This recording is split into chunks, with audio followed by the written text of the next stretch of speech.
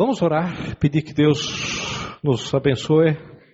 Querido Deus, nós pedimos ao Espírito Santo que nos dê a Tua palavra, nos dê entendimento e nos dê experiência onde esta verdade que vamos ver seja compreendida por nós. Queremos viver o que a Tua palavra nos diz para a Tua glória. Nós oramos em nome de Jesus. Amém?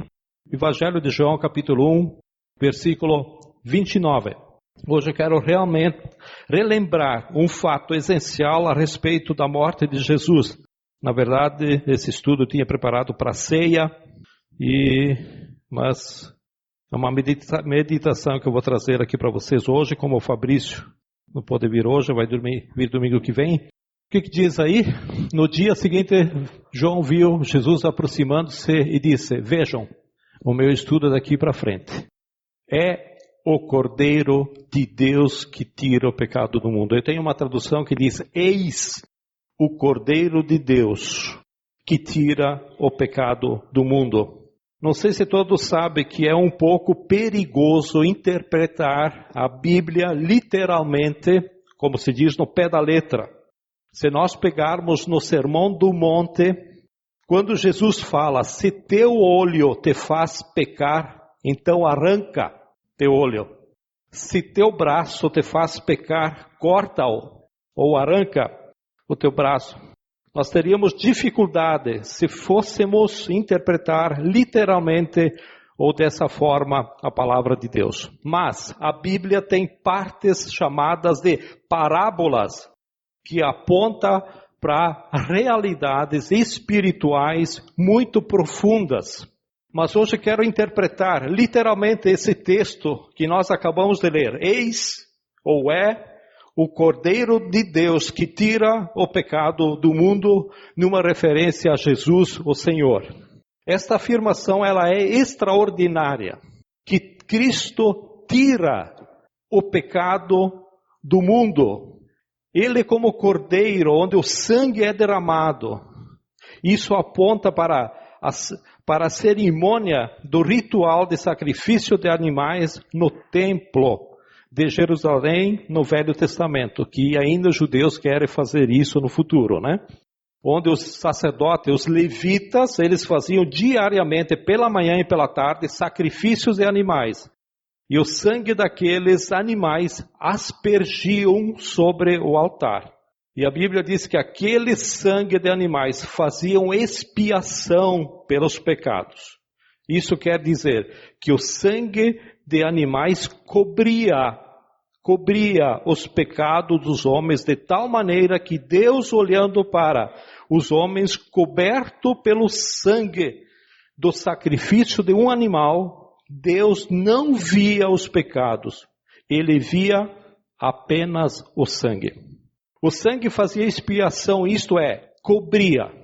O sangue cobria. Havia o pecado presente no ser humano, mas o sangue cobria. Agora, se você olhar a carta de Hebreus, você vai ver ali uma informação interessante. Hebreus 10, 4. Pois é impossível que o sangue de touros e bodes tire pecados. O sangue dos animais fazia a expiação, ou seja, cobria o pecado, mas não podia tirar o pecado. Se há no homem um pecado, precisa ser tomada uma providência para que o pecado deixe de afetar, de influir ou de determinar a relação entre Deus e os homens. O pecado está ali, mas ele está coberto. Agora, quando a Bíblia vem dizendo que o Cordeiro de Deus, que é Jesus, ele tira o pecado do mundo, o pecado não está mais presente na relação entre Deus e os homens. Não é entre o homem e Deus, é entre Deus e o homem. Então o pecado foi tirado. Então imagina isso na prática, né? Há algo entre nós e Deus, que é o pecado. Jesus vem e pega esse pecado e tira. Ele pega e joga fora. Não há mais pecado. Quando Deus nos olha, não há mais pecado. Isso é diferente do sangue de Jesus que ele cobre o pecado do ser humano. Tá? Os pecados eram cobertos pelo sangue dos animais, mas em Jesus o pecado foi tirado. É isso que vocês precisam gravar. Foi jogado fora. Jesus tirou os pecados do mundo. Hebreus 10, 11. Tem um outro versículo que também afirma isso. Dia após dia, todo sacerdote, que eram os levitas, apresentava-se e exerce os seus deveres religiosos. Repetidamente oferece os mesmos sacrifícios que nunca podem remover os pecados. Se você for antecipar um pouquinho, Hebreus 9, 28, a primeira parte afirma aquilo que estou falando. Assim também Cristo foi oferecido em sacrifício uma única vez para tirar os pecados de muitos. E aparecerá a segunda vez para tirar o pecado, mas trazer a salvação. Então, Cristo veio para tirar. Se você se aprofundar um pouco mais, você vai ver que na Bíblia fala que há um homem no jardim, e esse homem no jardim, quando precisa escolher entre sua própria vontade e a vontade de Deus, ele faz o quê? Ele escolhe a sua própria vontade. Esse homem no jardim é Adão, e representa todos nós. Uma vez que ele escolhe pela sua própria vontade e se coloca como um rebelde a Deus, o pecado entrou no meio. Esse estado de rebeldia é: eu escolho fazer a minha vontade e não a vontade de Deus. Também a Bíblia diz que há um outro homem no jardim, e esse outro homem é Jesus. E quando Jesus tem de escolher entre a sua vontade e a de Deus, ele diz: não seja a minha vontade, mas a sua vontade, a vontade do Pai. Então Jesus, ele não é um rebelde, ele não está em rebelião e ele não está em estado de pecado. Quem está em estado de pecado é o homem. Quando Deus olha para Jesus, ele não vê pecado nenhum. E quando nós estamos em Cristo Jesus, Deus olha para nós e não há pecado. Quando Deus olha para a humanidade em Adão, essa humanidade em Adão tem o pecado. E essa realidade de pecado em Adão precisa ser coberto com o sangue de animais. Mas, por isso, quando vem Jesus, ele tira o pecado do mundo. Aí quando Deus olha para a humanidade, vê que não tem mais pecado. Não tem mais pecado. Isso é a graça. Isso é o escândalo do Evangelho. Essa é a nossa grande dificuldade de entendermos às vezes. Por isso, como o Edgar falou esse dia, é mais fácil nós vivermos nas leis do que entender a graça. Como é que a gente vai entender isso? Cristo tirou os pecados do mundo, porque não há mais pecado. Jesus tirou o pecado do mundo, jogou fora, isto é, o pecado do ser humano não vai mais ser pronunciado por Deus, porque Jesus tirou o pecado, ele jogou fora. Por exemplo, quando alguém fala, e o pecado? Deus vai dizer, isso não existe, eu não vejo. Mas o Senhor está tratando os homens desse jeito, eles são pecadores. E ele diz, mas que pecado é esse? Eu não estou vendo, não tem pecado. Entre mim e os homens não há nada no meio, só tem o meu filho Jesus. Deus para com nós, ele não vê pecado, ele vê Jesus. Quem não tem a Jesus, ele vê a raça em Adão. Em nós não, ele vê Jesus. Entre mim e os homens não há nada no meio. Deus diz, só tem o meu filho, Jesus, não tem pecado. O pecado é o que faz a diferença entre a minha relação com Deus, aí é diferente, é eu com Deus, não é Deus comigo. A minha relação, eu com Deus, e a diferença da minha relação com nós. Por exemplo, quando nós olhamos para Deus e temos o pecado entre o nosso meio, o pecado é a condição, ou seja, é o que atrapalha o meu relacionamento com Deus. Aí nós não oramos, nós não buscamos a Deus. Aí seu filho fica doente, logo você fala, é castigo de Deus para o meu pecado. Aí você perde o emprego, é castigo de Deus para o meu pecado. Ou você chega num grupo como esse, né? E aí as pessoas aqui olham para você e dizem assim, cara, o seu pecado está estampado na sua cara, na sua face, na sua testa. Você é pecador. Não se aproxime, você não é bem-vindo aqui. É fácil falar isso às vezes para alguém de fora. Por quê? Porque o nosso grupo é do pessoal que não tem pecado. Então vai embora com o seu pecado, porque aqui só tem gente legal, né? Sem pecado nenhum. Isso é, aqui só tem gente com pecado dentro do armário, aqui só tem gente com pecado dentro da gaveta do armário, aqui só tem gente com pecado debaixo do tapete, aqui só tem gente com o pecado camuflado, escondido, ninguém sabe. Gente com pecado assim na cara, como a sua, aqui não tem.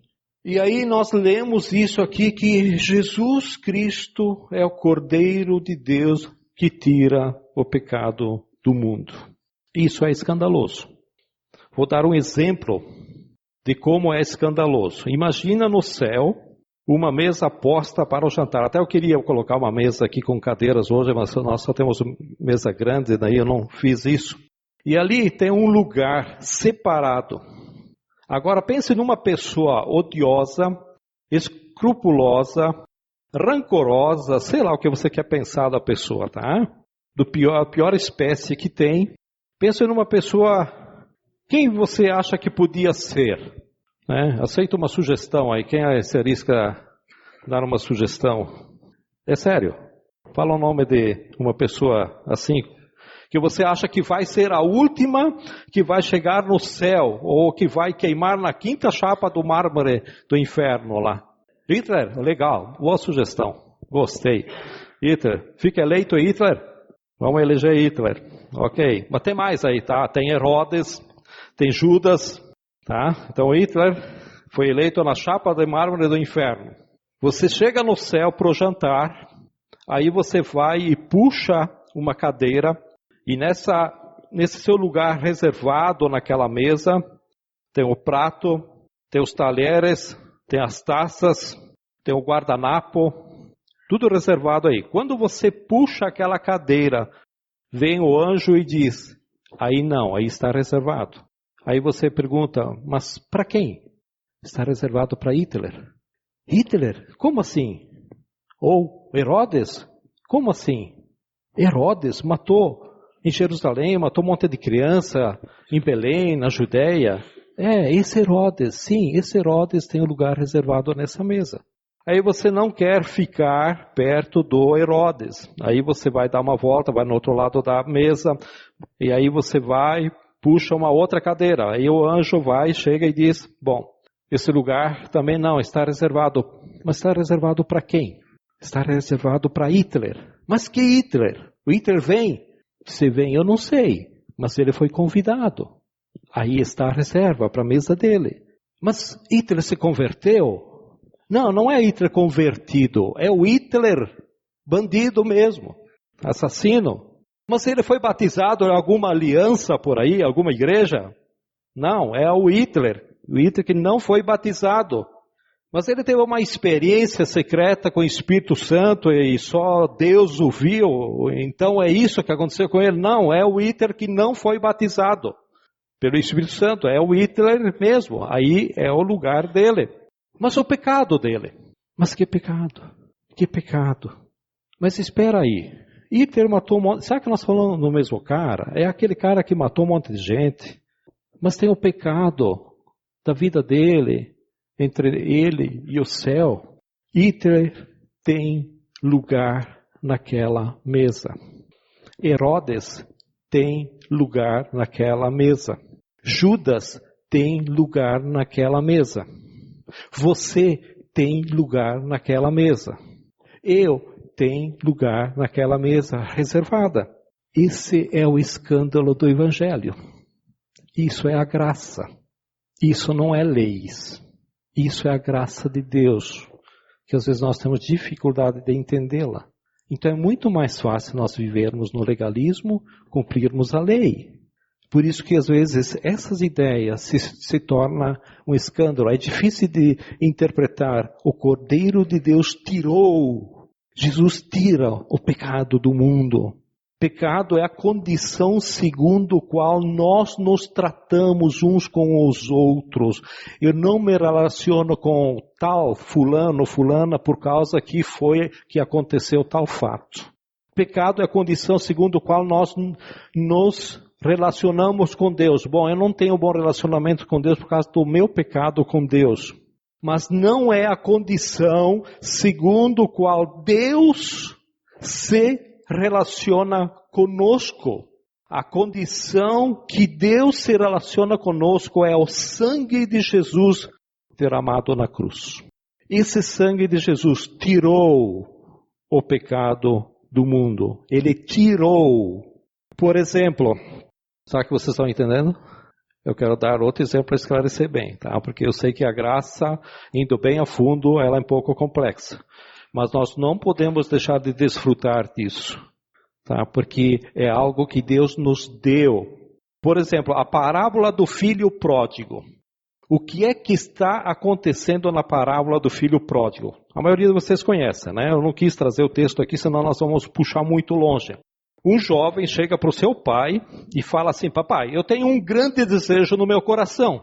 Aí o pai todo amoroso diz: diga, meu filho, o meu desejo, papai, é que o senhor morra.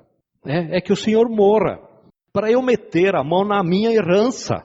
Mas o senhor está demorando para morrer, o senhor tem uma saúde irritante, sabe? O senhor não morre, eu não posso pegar a minha herança. Então, queria fazer um pedido para o senhor. Diga, meu filho, tem jeito do senhor adiantar a minha herança enquanto o senhor ainda está vivo? E o pai diz: ok, vou dar a sua parte da herança. E o que acontece com esse menino?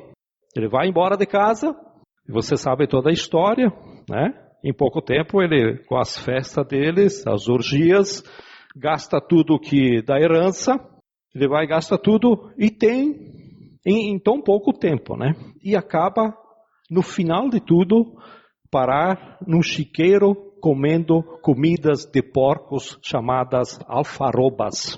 Ele se bestializa, ele se degenera como ser humano, ele vira um deprimido, um maltrapilho, mendigo, ele vira bicho.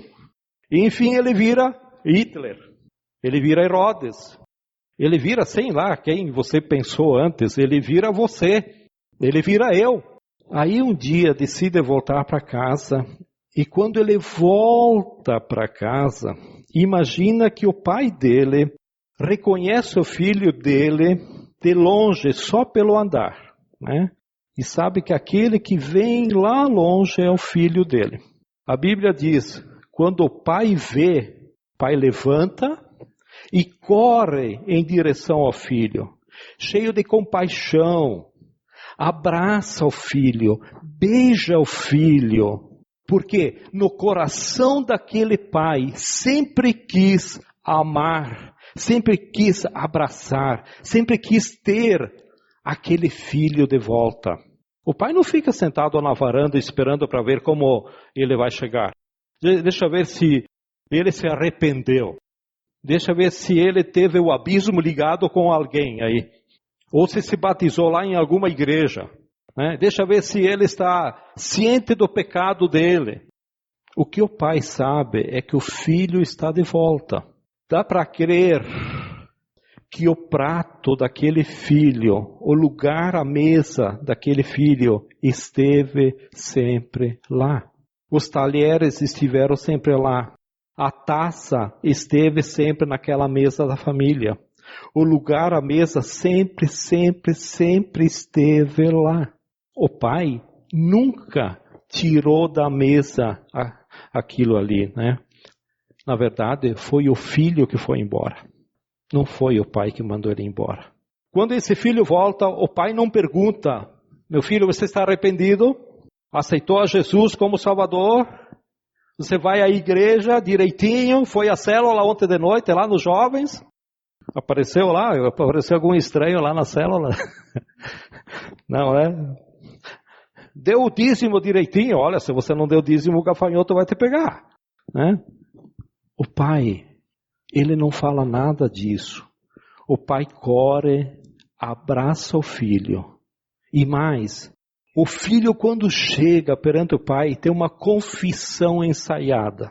Pai, eu pequei contra o céu perante ti.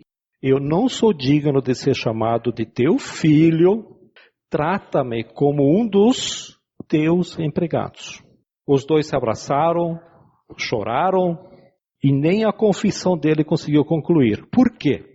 Porque a confissão, o arrependimento, não são uma condição para Deus nos amar. Condição daquele filho, a confissão, o arrependimento, não foi uma condição para o pai dele amar. O pai sempre amou. Deus sempre nos ama. Não é que a mesa daquela casa estava posta com um prato a menos. O lugar, a mesa daquele filho sempre esteve lá. A mesma coisa conosco. Nós não somos diferentes. Por isso que Hitler, Herodes estão convidados. Se eles vão ou não vão, eu não sei. Mas o lugar deles, na mesa, está lá reservado. E no fundo, se Hitler e Herodes não for, o pai sai de casa e vai lá dizer assim: por que você não vem? Vem, o seu lugar está à mesa. Por que isso? Porque esse é o coração de Deus. Esse é o coração de Deus. É difícil de entender isso? É. Você podia fazer uma pergunta aqui, bem, sei lá que efeito ela ia fazer, mas acho que vocês estão se fazendo a pergunta que se deveria fazer. Como é o meu coração? Sabe a sensação que se tem do pecado que a gente comete, quando nós cometemos o pecado? Hoje a gente diz que quando a gente comete o pecado, nós colocamos Jesus na cruz. Né? A sensação é como ter uma faca na mão e quando a gente peca é enfiar em Jesus. E na hora que entra, ele acusa o golpe e ele grita de dor. Na hora que a gente tira, isso cicatriza imediatamente na pessoa de Jesus. Aí eu olho para Jesus e falo assim: Jesus, eu tenho um pecado entre nós. Eu tenho um pecado entre nós. Aí Jesus olha para o corpo dele e diz: não, eu estou numa boa, eu estou bem, estou cicatrizado. Mas Jesus, tem sangue no cabo da minha faca. Bom, aí é um problema seu. Porque quem cometeu o pecado foi você. Não é problema meu. Porque eu estou inteiro. O amor que eu tenho por você continua inteiro. É isso que Jesus diz.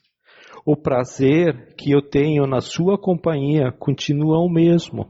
Tudo o que eu quero fazer é trazer você para a mesa do meu Pai para tomar essa janta, essa refeição junto. Esse sangue no cabo da faca é um problema seu. O pecado que você comete é um problema seu. Onde estragou a sua consciência, contaminou a sua consciência, isso mexeu o seu interior, isso machucou você. Não existe o seu pecado entre mim e você, entre eu e você, é isso que Jesus diz. Mas existe o seu pecado entre você e eu.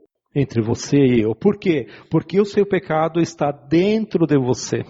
Ele está estampado na cara. O seu pecado está na sua cara. O seu pecado está destruindo você. Mas o seu lugar continua aqui na mesa do meu Pai, onde sempre esteve e sempre estará. A nossa felicidade está em que Deus não tira o nosso prato da mesa. Na mesa dele. Deus não tira o nosso lugar da mesa. Na mesa de Deus, há lugar para todos nós. há lugar para todo mundo ali fora. Isaías 43, 25, se você está anotando no Velho Testamento, às vezes eu até uso isso no Abismo Ligado, diz o seguinte: sou eu mesmo, aquele que apaga as suas transgressões por amor de mim e que não se lembra mais dos seus pecados. Deus está falando para o profeta Isaías que ele apaga as nossas transgressões, que não se lembra mais. Depois que ele perdoou, está perdoado. Jesus tirou o pecado. O que nós temos que fazer é confessar. Aqui Deus está dizendo, os seus pecados não estão na minha mente. É isso que Deus está querendo dizer. Eu esqueci, só está na sua mente. Porque eu olho para você através de Jesus. Miqueias capítulo 7, versículo 18 e o 19, parte do 18 diz a seguinte: quem é comparável a ti, ó Deus, que perdoa o pecado e esqueces as transgressões? Quem é comparável a ti, ó Deus, que perdoas o pecado e esquece? Senhor, eu pequei ontem. Que ontem? Não, você já confessou. Não. Ontem eu fiz isso. Não, mas você confessou, eu esqueci. Já passou. Versículo 19, de novo, terás compaixão de nós, pisarás as nossas maldades e atirarás todos os nossos pecados nas profundezas do mar. Eu tenho outra tradução, né? Não, é a mesma. Ok? Aqui diz, atirarás todos os nossos pecados nas profundezas do mar. Qual é o homem que consegue ir no fundo do mar? Com tecnologia, parece que mandaram o robô agora lá embaixo, ver onde está o Titanic. Porque os homens não vão. Dependendo da profundeza, o homem vai. Mas imagina lá, 11, 12 mil metros, um pouco mais. Qual é o ser humano que vai lá? Deus está dizendo, os teus pecados estão lá no fundo do mar. Isso transparece, isso passa a ideia da grandeza de Deus, o que Deus faz com o teu pecado e com o meu pecado. Esta é a palavra a respeito do Cordeiro de Deus que tira o pecado do mundo e nos coloca na mesa do nosso Deus e Pai. Deus está te convidando a esta mesa.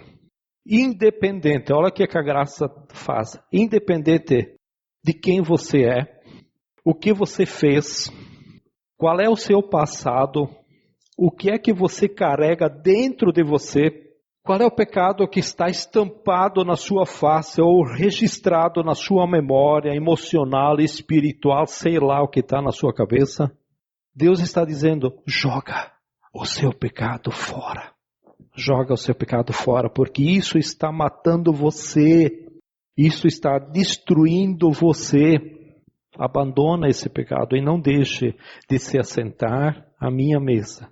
Eu convido você. Esse é o convite daquele que é o Cordeiro de Deus que tira o pecado do mundo. A mesa está preparada. Há um lugar reservado para cada um de vocês. Há um lugar reservado para você. A louça está lá. Os talheres estão lá. As taças estão lá.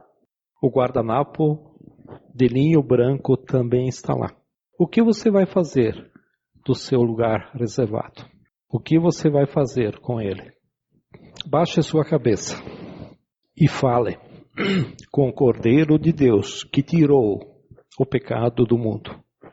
Fale com ele o que você vai fazer do lugar reservado para você junto à mesa do Pai. O que o Espírito Santo falou para você até agora? Querido Deus, queremos te agradecer, ó Pai, pela tamanha graça. Nós queremos entender a tua graça, mas eu sei que ela é difícil. Mas pouco a pouco, Senhor, nós queremos que o Senhor abra nossa mente, nos dê entendimento, nos dê sabedoria. Senhor, fale com cada um de nós aqui. Fala hoje, fala amanhã, fala todo dia, Pai. Nós queremos te ouvir, nós queremos conversar contigo, queremos sentar à mesa contigo, Senhor. Queremos fazer essa refeição eterna E sabemos que vamos fazê-la, Pai. Sabemos que o Senhor tens preparado esse lugar. E, ó Deus, olha para o coração de cada um, o que cada um diz. Cada um está querendo falar ao Senhor. O Senhor entende o coração de cada um. Talvez não as palavras, mas o Senhor sabe o que está no coração. Por isso, Senhor, eu te peço que o Senhor ouça. Te peço que o Senhor olhe. Te peço que o Senhor fale. Vai além, ó Deus, fale com cada um. Nos cuida, ó Deus, nos proteja. Tenha a tua misericórdia sobre nós quando nós pisamos na bola. Aqueles pecados que nos destrói, ó Deus, aqueles pecados que estão guardados, aqueles pecados que nós temos dificuldade de lutar com eles para chegarmos à tua presença. Senhor, nos ajuda, ó Pai. Nos ajuda a derrotá-los, nos ajuda a ter vitória. Por isso, Senhor, fala conosco. Como o Senhor vai falar conosco, eu não sei. Mas eu sei que o Senhor vai falar com cada um de nós, ó Pai. E eu quero te agradecer com isso, ó Pai. Nos abençoe nesta noite, nos abençoe durante a semana. E eu te agradeço em nome de Jesus. Amém?